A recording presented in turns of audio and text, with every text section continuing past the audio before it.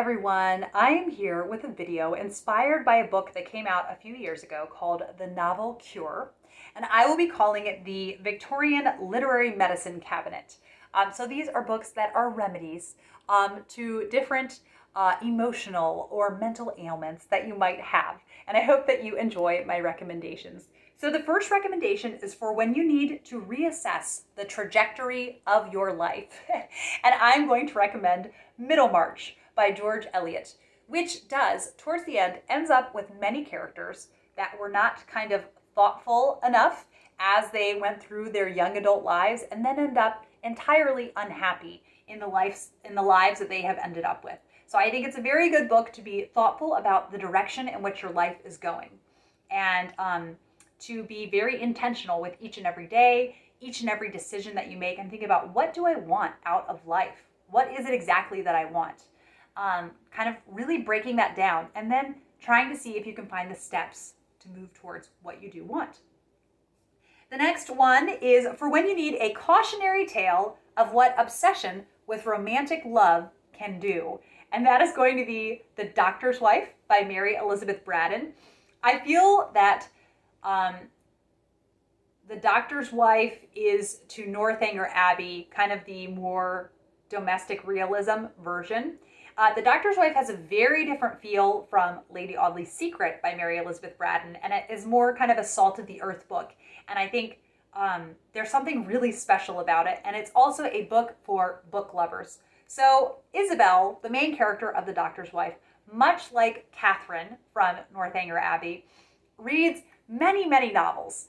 And it's funny, there's sort of tongue-in-cheek messages in this novel that is talking about too much novel reading.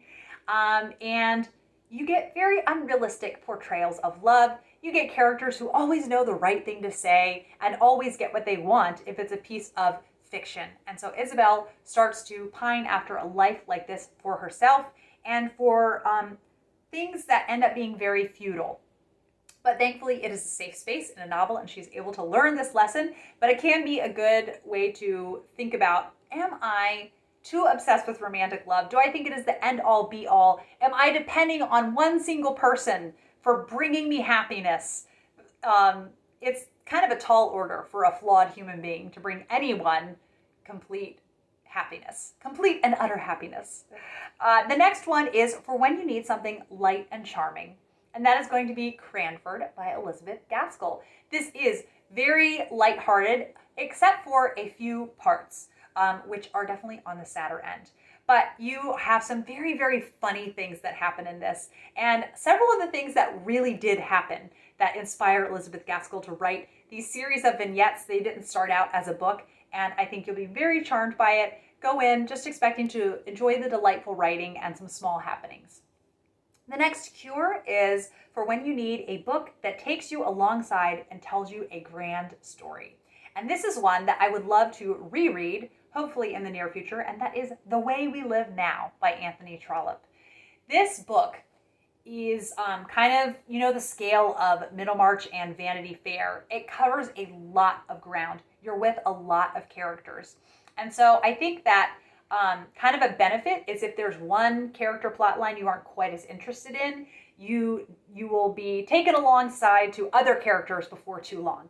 And so you'll get some nice variety in there. And it is just a very big, grand, sweeping story that covers so much ground. And it's been a solid 10 years since I read it. So I would love to reread it, hopefully sometime soon in the future. And the next cure is for when you are unwell and need something easily diverting, and immediately I thought of Jane Eyre. This is told in first person, so immediately is going to feel a lot more approachable and like something that will just take you away from your settings that you want to be distracted from and give you that escape that you are wanting.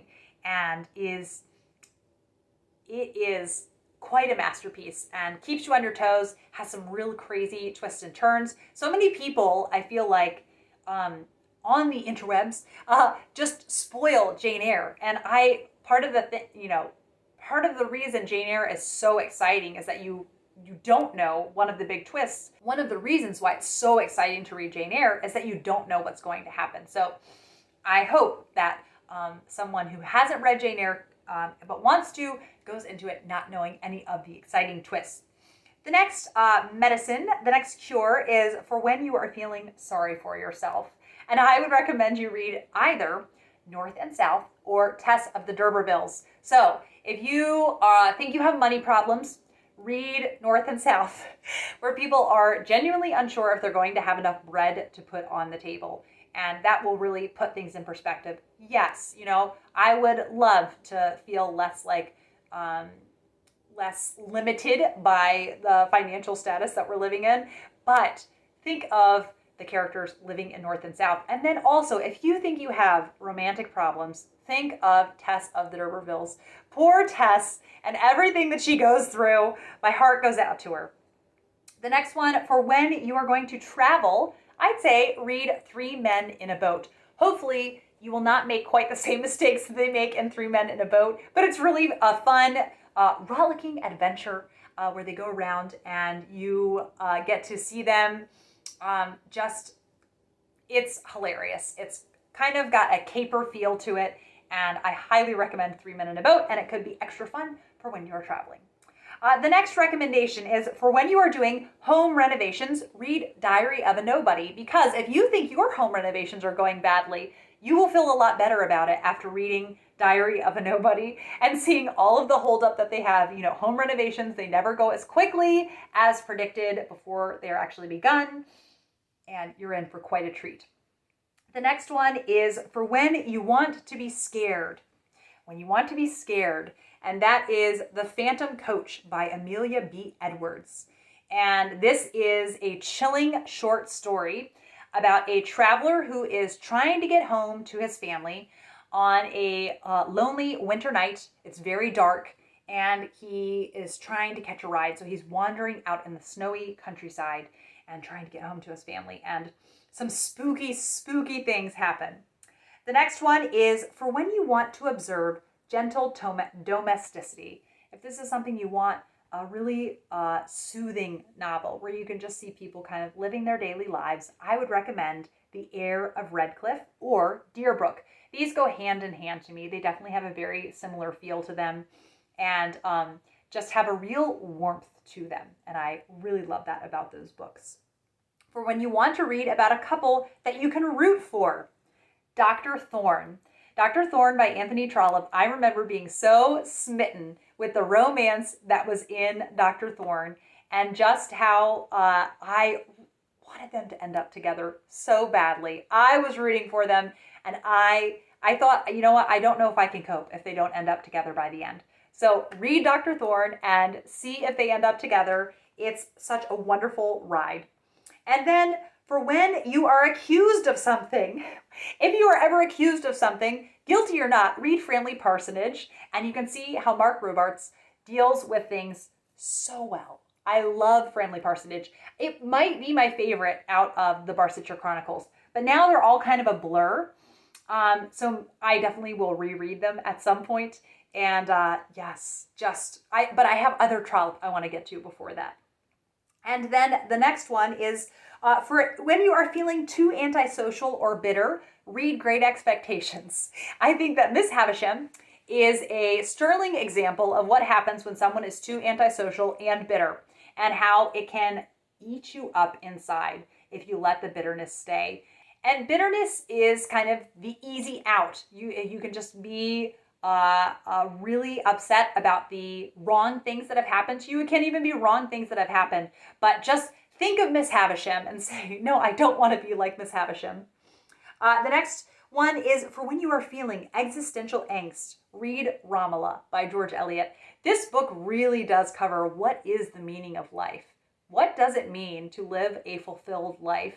A little bit like Middlemarch, but even more so. Kind of the core, it's very philosophical. And so if you're thinking, I'm having an existential crisis, pick up Romola and it will help you.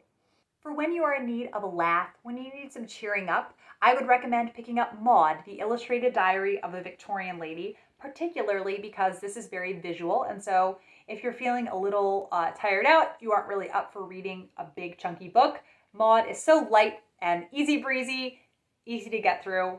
Highly recommend it. When you are feeling envious, read Treasure Island, and you will have an entire tale showing you people full of envy and the wicked lengths they will go to because of their envy and where it puts them in the end. And I mean, it's a great adventure story as well. But for when you're feeling envious, I recommend Treasure Island. When you are feeling bored, I recommend The Wrong Box by Robert Louis Stevenson. This is highly entertaining. It's highly ridiculous, and so much is crammed into such a little book. I cannot believe how much happens in one short little book. But Robert Louis Stevenson, I think he is slowly but surely becoming a favorite Victorian author, and I want to read more and more books by him.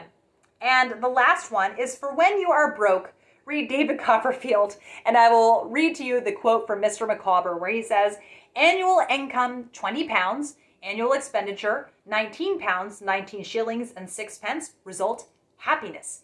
Annual income, £20, annual expenditure, £20 ought and 6, result, misery. So hopefully we can learn from Mr. Micawber to spend within our means. I hope that you enjoyed this literary medicine cabinet. Let me know some other novel cures that you would have featuring Victorian novels. And I hope that you are having the best Victober. Thank you, as always, for watching, and I will be back with another video soon. Bye.